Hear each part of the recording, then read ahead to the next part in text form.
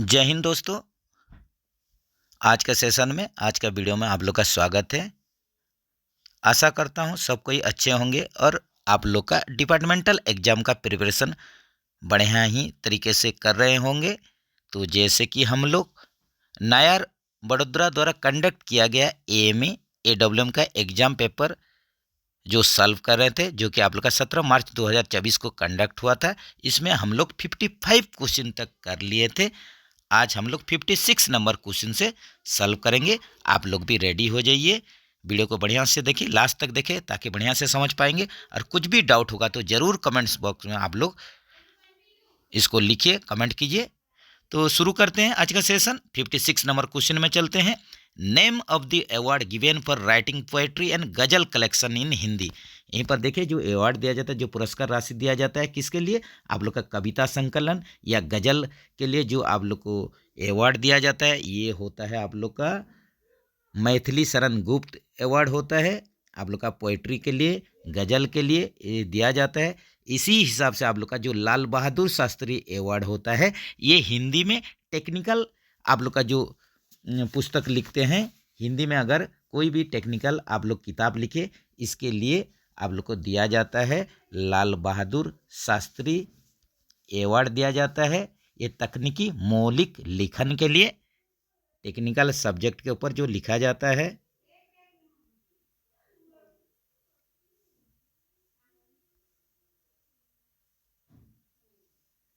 Technical subject के ऊपर अगर कोई मौलिक लेखन लिखते हैं, इसके लिए लाल बहादुर शास्त्री अवार्ड दिया जाता है, ये भी याद रखें। एज पर official language rule 1976 Andaman and Nicobar island comes under. यहीं पर देखिए, अंडमान निकोबार दो द्वीप समूह है, ये आप लोग का किस रीजन, किस क्षेत्र में आता है? ऑफिशियल लैंग्वेज रूल 1976 के अंतर्गत ये हो जाएगा आप लोग का, ये आता है कौ क्षेत्र में? ए रीजन में, अंडमान एंड निकोबार। एज पर official language rule 1976 the country has been classified into how many category. यहीं पर देखिए, ऑफिशियल जो लैंग्वेज रूल है, आपको राजभाषा नियम के अंतर्गत देश को 3 क्षेत्र में बांटा गया है। तो जो कि आप लोग का ऑप्शन ए देखिए सी में है, जैसे कि ए बी सी रीजन होता है, या इसको आप लोग क ख ग क्षेत्र भी बोलते हैं। Department of official language of government of India functions under which ministry. ये देखिए, आप लोग का जो ऑफिशियल लैंग्वेज है, जो डिपार्टमेंट है, तो ये आप लोग का किस मंत्रालय के अंडर में काम करता है? तो ये हो जाएगा आप लोग का गृह मंत्रालय, ministry of home affairs. Option B के साथ चलिए।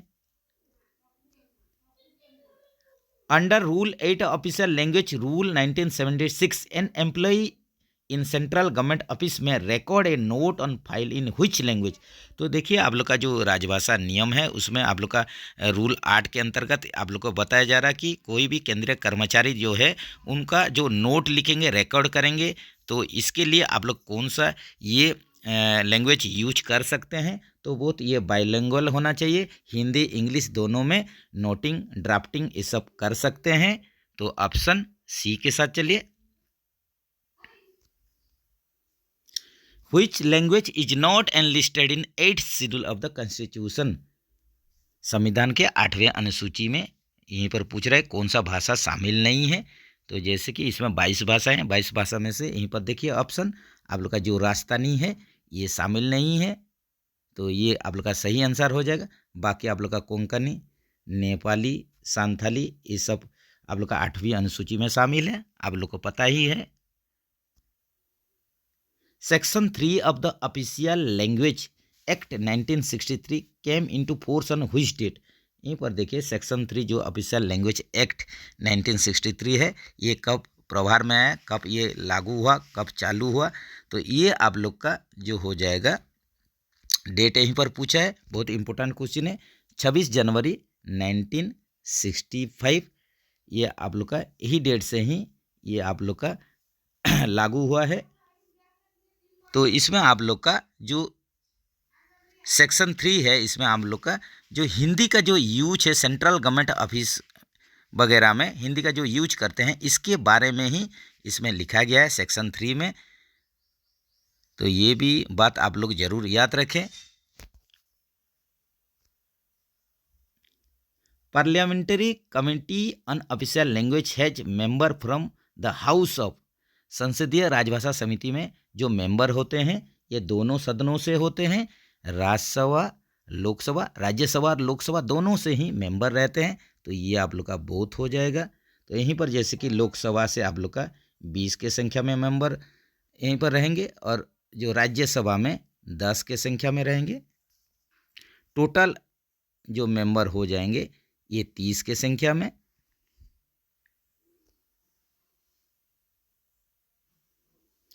As per official language rule 1976, communication from a central government office in reply to communication in Hindi shall be given in which language. तो यहीं पर जैसे कि आप लोग का हिंदी में जो आप लोग का लेटर प्राप्त करते हैं इसका आंसर आप लोग को हिंदी में ही देना है। तो और एक बार देख लेते हैं क्वेश्चन को।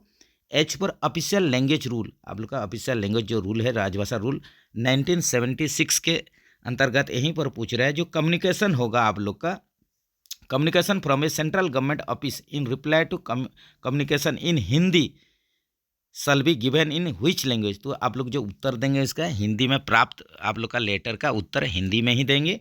तो ऑप्शन में चलते हैं। ऑप्शन में देखिए आप लोग का ऑप्शन ए में होगा, हिंदी हो जाएगा।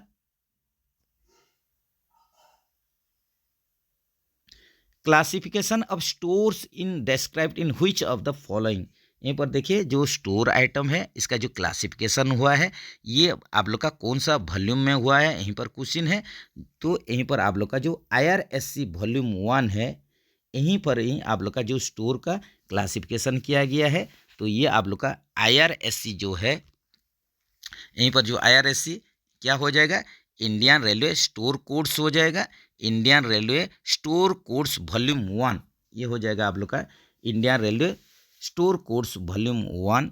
जिसमें कि आप लोग का जो चैप्टर है इसमें आप लोग का 11 चैप्टर है, 11 चैप्टर है। ये भी आप लोग याद रखें जो कि आप लोग का चैप्टर आप लोग का 1 से ये आप लोग का XI तक है। ये भी आप लोग याद रखें। उसी हिसाब से आप लोग का जो वॉल्यूम 2 हो जाएगा यहीं पर आप लोग का वॉल्यूम 2 जो है Indian railway store code volume जो है यहीं पर आप लोग का टोटल चैप्टर जो है ये 22 चैप्टर है जो कि आप लोग का चैप्टर 12 से चैप्टर 33 तक है। ये भी आप लोग याद रखें। In terms of which are kept in the custody of store department which are frequently and regularly used are known as। यहीं पर आप लोग के लिए क्वेश्चन है कि जो आप लोग का स्टोर मटेरियल है ये आप लोग का बार बार और नियमित रूप से यूज हो रहा है, इस प्रकार का आइटम को हम लोग क्या बोलेंगे, इस तरीके का आइटम को स्टॉक आइटम ही बोला जाता है जो कि फ्रिक्वेंटली एंड रेगुलरली आप लोग का बारंबार एवं नियमित रूप से ये मांग होता है, इसका डिमांड होता है। डेली वर्किंग आप लोग का साइकिल में आप लोग इसको बार बार यूज करते हैं, नियमित रूप से यूज करते हैं, तो इसी को ही हम लोग स्टॉक आइटम बोलते हैं। Form number S1302 is used for, ये देखिए जो स्टैंडर्ड फॉर्म S1302 है ये स्टोर का फॉर्म है, स्टोर कोड से स्टोर फॉर्म है। तो ये क्या चीज़ के लिए आप लोग का इसका यूज होता है, तो ये यूज होता है आप लोग का रिक्विजिशन ऑफ स्टोर आइटम्स, जो स्टोर आइटम्स का जो मांग है इसी के लिए ही आप लोग का S1302 फॉर्म यूज होता है, requisition of store items. Mode for direct purchase in Indian railway, Indian railway में आप लोग का जो डायरेक्ट परचेज का क्या क्या मोड हो सकता है, क्या क्या माध्यम हो सकता है, तो यहीं पर देखिए बुलेटिन टेंडर, इसके माध्यम से भी आप लोग परचेज कर सकते हैं, लिमिटेड टेंडर के माध्यम से कर सकते हैं, सिंगल टेंडर के माध्यम से भी कर सकते हैं। तो यहीं पर आप लोग का ऑल ऑफ दिस हो जाएगा। EMD for tender calculated in the basis of, यहीं पर देखिए जो EMD दिया है इसका भी फुल फॉर्म कभी कभार आ जाता है। जो EMD होता है ये आप लोग का अर्नेस्ट मनी डिपॉजिट होता है, अर्नेस्ट मनी डिपॉजिट। इसका जो फुल फॉर्म होता है ये आप लोग का अर्नेस्ट मनी डिपॉजिट होता है, जो कि एक टाइप का सिक्योरिटी डिपॉजिट होता है।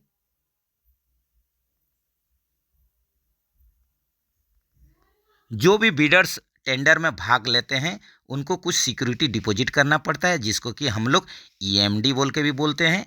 तो यहीं पर आप लोग का जो EMD for tender calculated in the basis of, तो EMD आप लोग का सिक्योरिटी डिपॉजिट जो है अर्नेस्ट मनी डिपॉजिट कितना देंगे, ये कैसे आप लोग का कैलकुलेशन होता है। तो ये होता है आप लोग का total estimated value of tender. तो यहाँ पर टेंडर का जो आप लोग का जो अनुमानित मूल्य होगा, एस्टिमेटेड वैल्यू होगा, उसके ऊपर ही डिपेंड करता है कि आप लोग को EMD कितना देना पड़ेगा, सिक्योरिटी कितना डिपॉजिट करना पड़ेगा।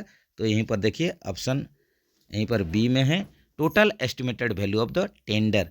तो आप लोग का टेंडर का जो अनुमानित मूल्य होता है, एस्टिमेटेड वैल्यू होता है, उसी के ऊपर EMD डिपेंड करता है। अर्नेस्ट मनी डिपॉजिट जो करते हैं, सिक्योरिटी डिपॉजिट करते हैं। PL number of store stands पर, यहीं पर PL नंबर का जो PL का या PL नंबर का फुल फॉर्म पूछा है, तो यहीं पर इसका मतलब क्या हो जाएगा, प्राइस लिस्ट नंबर हो जाएगा PL number.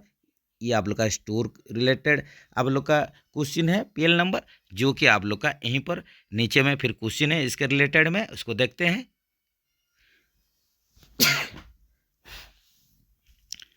Last digit of PL number indicates, यहीं पर देखिए जो PL नंबर होता है, ऐसे तो इसका 8 के संख्या में 8 डिजिट रहता है, तो इसमें जो लास्ट डिजिट पूछ रहा है यहीं पर ये क्या होगा, ये होता है आप लोग का चेक डिजिट होता है, ये होता है चेक डिजिट। यहीं पर देखिए ऑप्शन डी में है check digit, CD check digit होता है last number.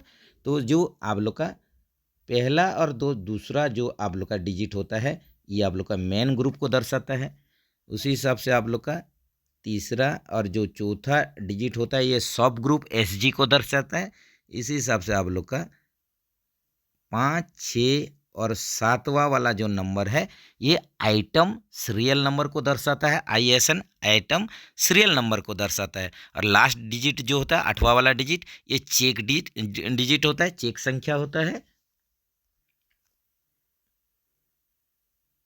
Item not issued for 24 month and not likely to be issued in next 24 months, which item are known as.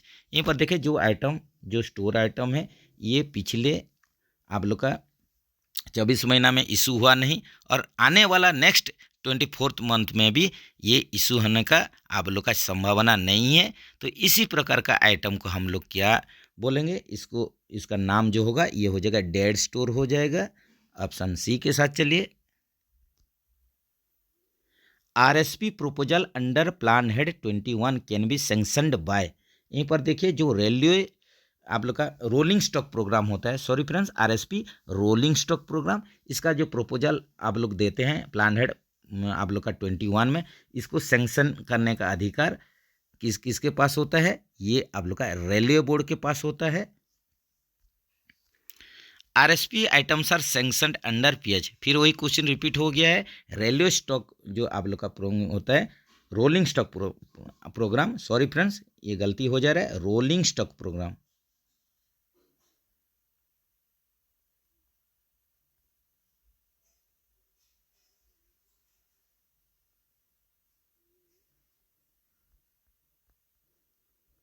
जो आप लोग का रोलिंग स्टॉक प्रोग्राम होता है, जिसका कि आप लोग का ये आइटम का आप लोग का जो सेंक्शन होता है ये रेलवे बोर्ड से सेंक्शन होता है। जैसे कि व्हील एक्सेल आप लोग का इंजन, इसका खरीदारी जो भी होता है रेलवे बोर्ड लेवल में होता है। तो इसी हिसाब से इसका प्लान हेड पूछा है, जो कि प्लान हेड आप लोग का ऑप्शन ए में देख लीजिए 21 होता है इसके साथ रिलेटेड रोलिंग स्टॉक प्रोग्राम के लिए। Under plan head 41 which proposal is dealt, जो प्लान हेड 41 होता है इसके आप लोग का प्लान हेड 41 में किसके साथ ये डीलिंग होता है, तो ये रिलेटेड होता है आप लोग का मशीनरी और प्लांट के लिए होता है। PH 41 बहुत ही इंपॉर्टेंट क्वेश्चन, याद रखिए, मशीनरी प्लांट के लिए आप लोग प्लान हेड 41 यूज करते हैं।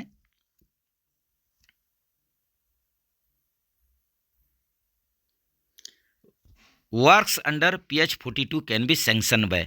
यहीं पर देखिए आप लोग का जो PH42 है, तो PH42 जो है ये यहीं पर क्वेश्चन है कि जो PH42 इसको सैंक्शन कौन करेंगे। तो पहले PH42 देख लेते हैं। PH42 जो होता है ये पैसेंजर एमिनिटीज होता है। सॉरी फ्रेंड्स, ये जो आप लोग का PH42 है ये आप लोग का वर्कशॉप और प्रोडक्शन यूनिट के लिए है, वर्कशॉप एंड प्रोडक्शन यूनिट के लिए है, PU के लिए है।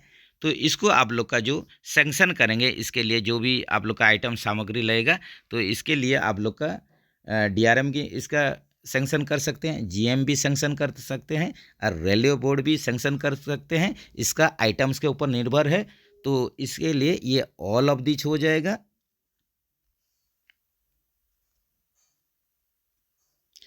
Which ministry issues general finance rule.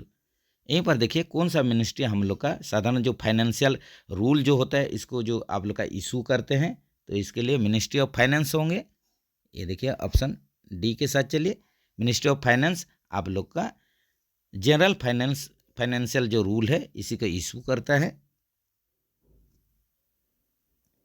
Action taken by appellate authority under DNDA rule.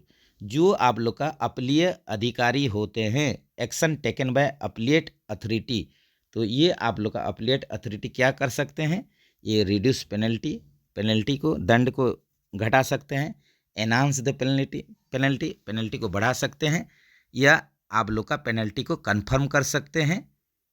तो यहीं पर आप लोग का ऑल ऑफ दिस हो जाएगा। Firm used for revoke the suspension, suspension से बहाली के लिए आप लोग का कौन सा फर्म यूज होता है।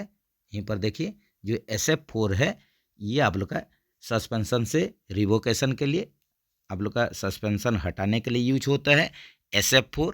इसी हिसाब से देख सकते हैं आप लोग का SF11 ये आप लोग का माइनर पेनल्टी के लिए है।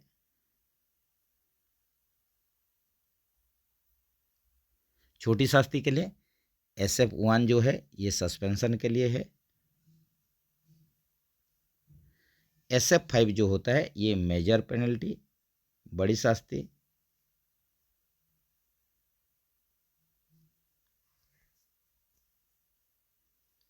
How many time a railway employee avail leave encashment during full service period.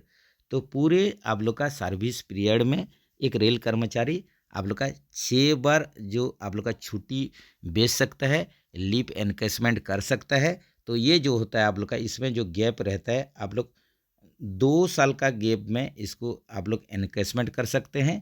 और एट ए टाइम आप लोग का जो लीव एनकेसमेंट होगा 10 दिन का होगा, 10 डेज का होगा। और पूरे सर्विस पीरियड में आप लोग 6 बार इसको सेल कर सकते हैं। PF can be withdrawal from which portal. आप लोग का जो प्रोविडेंट फंड होता है इसको आप लोग कौन सा पोर्टल से निकल सकते हैं, तो इसको निकालने के लिए आप लोग HRMS पोर्टल का यूज करते हैं, human resource management system. In which rule of railway service conduct rule 1966 railway servant shall at all the time maintain absolute integrity. यहीं पर देखिए जो आप लोग का रेलवे सर्विस कंडक्ट रूल 1966 है, इसमें आप लोग का बोल रहा है कि railway servant shall at all the time maintain absolute integrity. तो यहीं पर आप लोग का क्वेश्चन है कि रेलवे कर्मचारी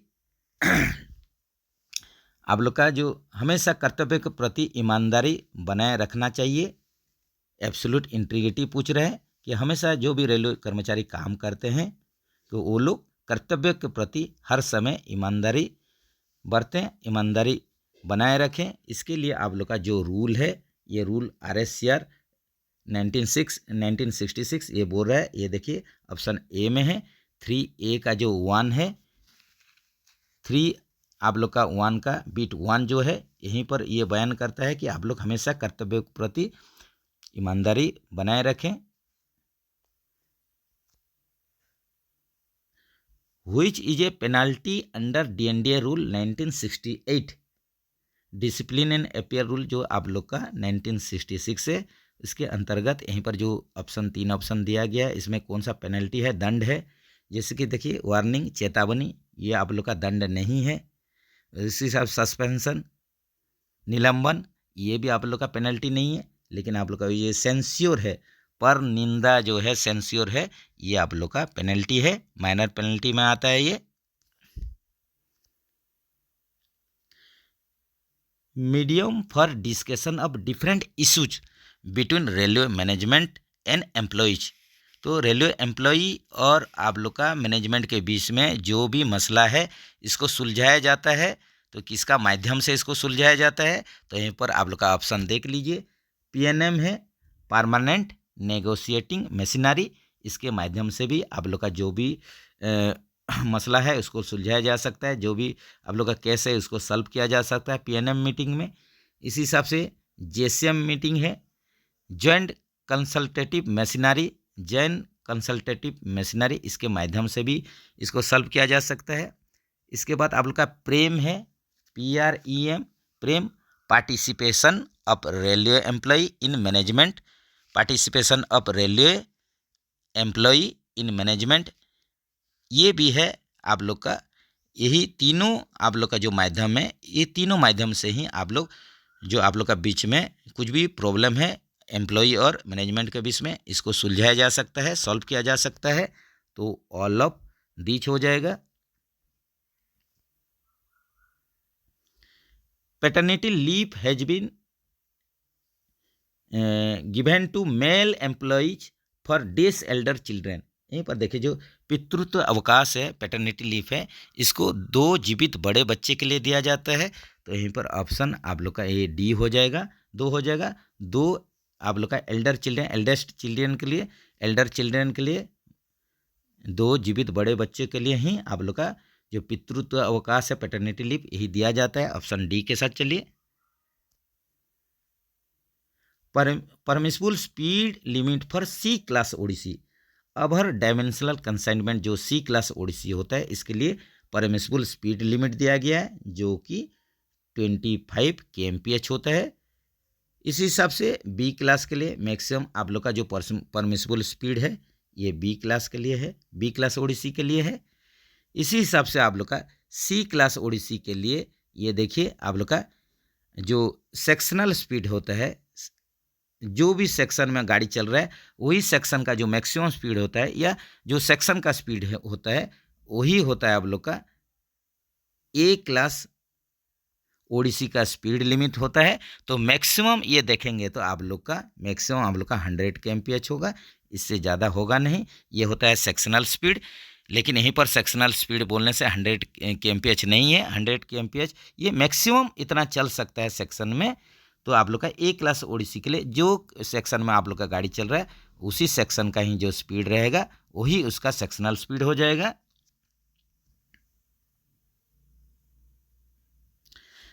which is not a operating system, operating system देखिए पूछ रहा है, कंप्यूटर रिलेटेड क्वेश्चन है। विंडोज आप लोग यूज करते हैं, विंडोज है, लिनक्स भी ऑपरेटिंग सिस्टम है, जावा भी ऑपरेटिंग सिस्टम है, लेकिन जो पाइथन है ये आप लोग का जो कंप्यूटर का कोई ऑपरेटिंग सिस्टम नहीं है। Codal life of electronic in motion weighbridge, यहीं पर कोडाल लाइफ पूछा है, सर्विस लाइफ पूछा है इसका, electronic in motion web bridge का जो कि 8 साल होता है। इंपॉर्टेंट क्वेश्चन, इसको याद रखिए। Hot axle box temperature for coaching stock is 10 degree centigrade, तो यहीं पर आप लोग का LHB और ICF कोचिंग स्टॉक अगर जहाँ पर आ जाता है यहीं पर आप लोग का 80 डिग्री सेंटीग्रेड लीजिए। और गुड स्टॉक के लिए आप लोग ये आप लोग का गुड स्टॉक के लिए, ये कोचिंग स्टॉक के लिए, गुड स्टॉक के लिए 90 डिग्री सेंटीग्रेड और कोचिंग स्टॉक के लिए 80 डिग्री सेंटीग्रेड जो होता है हॉट एक्सेल बॉक्स टेम्परेचर होता है। यही कंडीशन में आप लोग को जैसे भी कोच या वागन को डिटैच कर देना है। Which riding index has better passenger comfortness, तो यहीं पर देखिए आप लोग जैसे जानते हैं जितना में इतना इसका संख्या जो है घटेगा इसी हिसाब से आप लोग का जो पैसेंजर कंफर्टनेस बढ़ जाएगा। तो जितना आप लोग नीचे में चलेंगे राइडिंग इंडेक्स उतना ही बेहतर कंफर्टनेस मिलेगा। तो यहीं पर देखिए जो 2.5 है, इसी से ही आप लोग को बेटर पैसेंजर कंफर्टनेस मिलेगा, जो कि आप लोग का LHB कोच के लिए ये राइडिंग इंडेक्स होता है। Power supply required for dump valve operation. Dump valve operation के लिए हम लोग को कितना पावर चाहिए, ये देखिए ऑप्शन में चलेंगे। 24 वोल्ट जो DC सप्लाई होता है, ये डंप वाल्व ऑपरेशन के लिए काम में आता है, इतना ही सप्लाई चाहिए। Condemning wheel diameter of BLC wagon. BLC wagon के लिए आप लोग का कंडमनिंग व्हील डायमीटर पूछा है, जो कि 780 mm है। तो इसका नया कंडीशन में भी जान लीजिए, यही होता है नया कंडीशन में, ये नया कंडीशन में। और ये कंडमनिंग कंडीशन के लिए नया कंडीशन में 840 mm, और कंडमनिंग इसका BLC वागन जिसमें कि कंटेनर ट्रांसपोर्ट होता है, तो इसके लिए 780 mm कंडमनिंग व्हील डायमीटर हो जाएगा। Capacity of CR tank in goods wagon. Goods wagon के लिए कंट्रोल रिजर्वर का क्षमता कितना होता है, कैपेसिटी कितना होता है, 6 लीटर होता है। Type of CBC used in locomotive. Locomotive में जो CBC यूज होता है ये ई टाइप का होता है, लेकिन आप लोग का जो गुड्स में E और F बोथ आप लोग का यूज होता है, ये भी जान लीजिए। ये गुड्स के लिए, वागन के लिए both E and F type का CBC यूज होता है। DV is directly mounted on.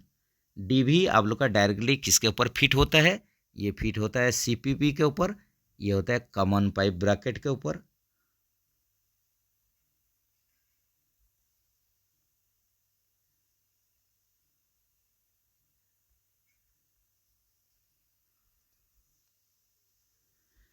POH of POH periodicity of 140 ton BD crane. यहीं पर देखिए टन छूट गया है।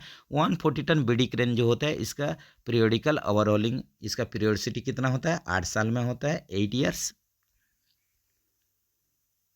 Best cutting method for stainless steel. SS के लिए बेस्ट कटिंग मेथड क्या होता है, प्लाज्मा कटिंग मेथड जो है सबसे बेस्ट कटिंग मेथड होता है आप लोग का स्टेनलेस स्टील कटिंग के लिए।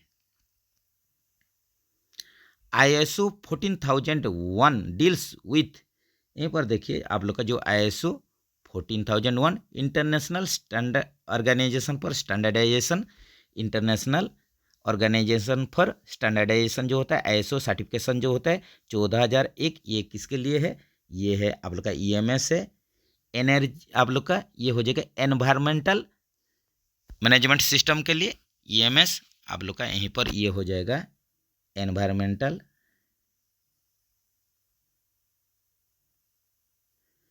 Management system. इसके लिए आप लोग का जो 14001 इसके लिए सर्टिफिकेशन होता है। इसी हिसाब से आप लोग का जो क्वालिटी मैनेजमेंट सिस्टम के लिए QMS के लिए ये भी जान लीजिए, इसमें ISO 9001 QMS के लिए क्वालिटी मैनेजमेंट सिस्टम के लिए। इसी हिसाब से आप लोग का ये देखिए ऑक्यूपेशनल हेल्थ एंड सेफ्टी जो रहता है, occupational health and safety management system, जिसको कि हम लोग OHSMS बोलते हैं, occupational health and safety management system, OHSMS। इसके लिए आप लोग का जो सर्टिफिकेशन होता है ये कितना होता है, ये होता है आप लोग का ISO 45001, इसके लिए आप लोग का यूज होता है occupational health and safety management system के लिए। इसी हिसाब से आप लोग का और एक WMS है, वेल्डिंग मैनेजमेंट सिस्टम। ये जो welding management system, welding management system, इसके लिए आप लोग का जो ISO सर्टिफिकेशन होता है ये कितना होता है, ISO 3834 होता है, 3834। ये आप लोग का वेल्डिंग मैनेजमेंट सिस्टम के लिए, इसको भी आप लोग नोट डाउन कर सकते हैं। Flat faces limit for locomotives. Locomotive के लिए flat faces, flat tyre limit कितना होता है, 50 mm।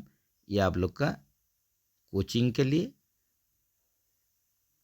और लोको के लिए, दोनों के लिए। इसी से वागन या गुड्स के लिए,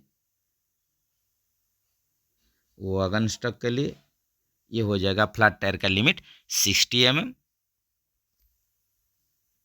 new wheel diameter for Vande Bharat train, Vande Bharat train का आप लोग का कोच का जो चक्का नया कंडीशन में ये कितना होना चाहिए, तो यहीं पर नया के लिए पूछा है 952 mm हो जाएगा ये नया कंडीशन में, और 877 mm जो है ये कंडमनिंग हो जाएगा, इसको याद रखिए। लास्ट सब issue size of LHB wheel, LHB wheel का लास्ट सब इशू साइज, तो यहीं पर आप लोग पहले ये देखिए 950 mm ये एलएचबी के लिए ये नया हो जाएगा नया कंडीशन में। इसके हिसाब से 855 mm जो है ये कंडेमनिंग हो जाएगा। लेकिन यहीं पर आप लोग का लास्ट सब इशू साइज जो आप लोग का शॉप से निकलेगा जो गाड़ी, इसका आप लोग का जो साइज होगा लास्ट सब इशू साइज व्हील का ये हो जाएगा 862 mm। तो ऑप्शन आप लोग ए डी के साथ चलिए, ये हो जाएगा आप लोग का लास्ट सब issue size of LHB wheel. इसी हिसाब से आईसीएफ का देख सकते हैं आप लोग का, आईसीएफ का नया कंडीशन में कंडमनिंग कितना होगा और लास्ट सब इशू साइज जो होगा ये कितना होगा, लास्ट सब इशू साइज कंडमनिंग साइज नया साइज आईसीएफ कोच के लिए, आईसीएफ कोच के लिए 915 mm नया में, कंडमनिंग 825 mm, और जो लास्ट सब इशू साइज हो जाएगा 834 mm ये लेटेस्ट सर्कुलर के अनुसार, जो कि पहले आप लोग का ये भी 837 mm था लास्ट सब इशू साइज आईसीएफ कोच के लिए।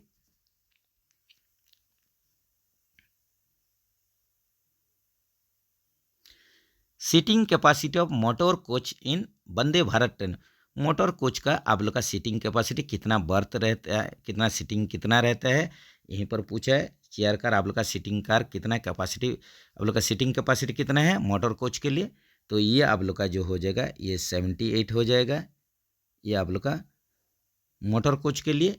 या इसमें भी आप लोग देख सकते हैं, इसका भी डाटा देख सकते हैं, मोटर कोच के लिए होगा, और ये टेलर कोच के लिए भी, ट्रेलर कोच के लिए भी यही आप लोग का 78 के संख्या में सीट रहेगा।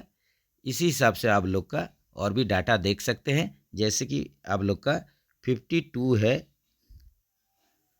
ये आप लोग का एनडीटीसी के लिए हो जाएगा, नॉन ड्राइविंग टेलर कोच, जिसको कि एग्जीक्यूटिव कार बोला जाता है। इसमें आप लोग का 52 के संख्या में सीट रहेगा, और आप लोग का जो ड्राइविंग टेलर कोच हो जाएगा डीटीसी हो जाएगा, इसमें 44 के संख्या में आप लोग का सीट रहेगा। ये भी आप लोग नोट डाउन कर सकते हैं। व्हील बेस अब वंदे भारत कोच, वंदे भारत कोच का व्हील बेस पूछा है, जो कि यहीं पर ये हो जाएगा वंदे भारत के लिए व्हील बेस हो जाएगा वंदे भारत कोच के लिए 2700 mm। इसी हिसाब से 2560 mm जो है ये एलएचबी कोच के लिए है व्हील बेस। 2896 ये है आप लोग का आईसीएफ कोच के लिए, और 2000 mm जो है ये वागन स्टॉक के लिए, गुड स्टॉक के लिए।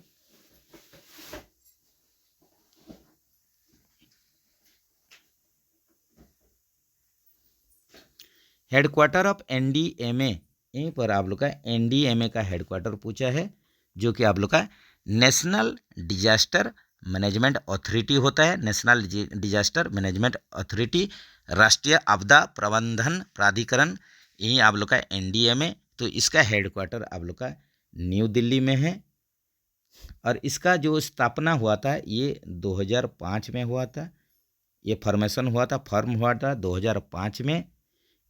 और इसका जो आप लोग का हेड करते हैं, नेतृत्व लेते हैं प्रधानमंत्री जी, पीएम साहब इसका हेडिंग करते हैं, नेशनल डिजास्टर मैनेजमेंट अथॉरिटी का। Weight of Fiat bogie, Fiat bogie का यहीं पर वेट पूछा है, जो कि 6.3 टन होता है। Boom radius of 140 ton BD crane, 140 ton breakdown crane का boom radius 17 metre. Codal life of CO2 type fire extinguisher, यहाँ पर देखिए अग्निशामक पूछा है, कार्बन डाइऑक्साइड टाइप का, फायर एक्सटेंसर का, कोडल लाइफ, सर्विस लाइफ, ये कितना है, ये आप लोग का 15, सॉरी फ्रेंड्स, यहीं पर आप लोग का जो ये हो जाएगा आप लोग का CO2 टाइप का, देख लीजिए CO2 टाइप का, हाँ CO2 टाइप का आप लोग का 15 साल हो जाएगा। बाकी रेस्ट जो भी आप लोग का, और आप लोग का रेस्ट ऑल जो फायर एक्सटिंग्विशर रहेंगे, अग्निशामक रहेंगे, इनका हो जाएगा 10 साल हो जाएगा, including DCP type, dry chemical type powder, DCP type, इसका भी आप लोग का एग्जाम में आता है। DCP टाइप फायर एक्सटिंग्विशर अग्निशामक का कोडल लाइफ कितना होता है, 10 साल। तो आप लोग का खाली CO2 टाइप का 15 साल होगा, बाकी सभी का 10 साल होगा, ये भी जरूर ध्यान में रखें। Weight of fireball used in LWL RRM, generator car, power car में रखा गया जो फायर बल है, इसका वेट पूछा है, जो कि ये भी आपको आग बुझाने का काम में आता है फायर बल। तो ये आप लोग का इसका वेट हो जाएगा, ये कितना होगा, 1.3 kg। Axle load for LWLH bogie, LWLH bogie जैसे कि आप लोग का BLCS वागन में ये यूज होता है, तो ये आप लोग का 25 टन होता है इसका एक्सेल लोड। किचन फायर और cooking fire comes under the class of fire, ये आप लोग का फायर का जो कैटेगरी है, क्लासिफिकेशन है, कौन सा क्लास के अंतर्गत आप लोग का किचन फायर या कुकिंग फायर आता है, तो ये हो जाएगा आप लोग का F टाइप का हो जाएगा। F टाइप का जो आप लोग का क्लास है, इसमें किचन फायर या कुकिंग फायर आता है। Condemning wheel diameter of BVG brake van, जो वैक्यूम स्टॉप में आप लोग का BVG ब्रेक वैन रहता था, इसका कंडमनिंग व्हील साइज पूछ रहा है, डायमीटर पूछ रहा है। तो यहीं पर कंडमनिंग जो हो जाएगा ये 990 mm हो जाएगा, ये कंडमनिंग साइज है, और ये है कंडमनिंग साइज, और ये 1090 mm जो है ये नया साइज है। चक्का का नया आप लोग का डायमीटर जो रहेगा 1090 mm, ये BVG ब्रेक वैन के लिए, वैक्यूम स्टॉप के लिए था। और 990 जो होगा ये कंडमनिंग व्हील डायमीटर होगा BVG ब्रेक वैन के लिए। तो यहीं पर आप लोग का जो नायर द्वारा कंडक्ट किया गया ADME AWM आप लोग का एग्जाम के लिए कुछ क्वेश्चन पेपर था, और इसमें कुछ क्वेश्चन आप लोग का भी ऐड किया गया है। तो आप लोग का जो ज़्यादा इम्पोर्टेंट नहीं था उसको स्किप करके इसमें कुछ क्वेश्चन भी ऐड कर दिया गया है आप लोग का प्रिपरेशन के लिए। तो वीडियो कैसा लगा जरूर कमेंट्स में बताइए, और ऐसे ही जानकारी वीडियो के लिए चैनल के साथ बने रहिए। जो सभी अभी जो भी फ्रेंड्स नहीं जुड़े हैं, इनको भी रिक्वेस्ट है जल्द से जल्द जुड़िए, और आप लोग का डिपार्टमेंटल एग्जाम का प्रिपरेशन जो है इसको काम में लगाइए। तो चलिए फ्रेंड्स, फिर मिलेंगे नेक्स्ट वीडियो में, नेक्स्ट वीडियो का इंतज़ार कीजिए। जय हिंद दोस्तों।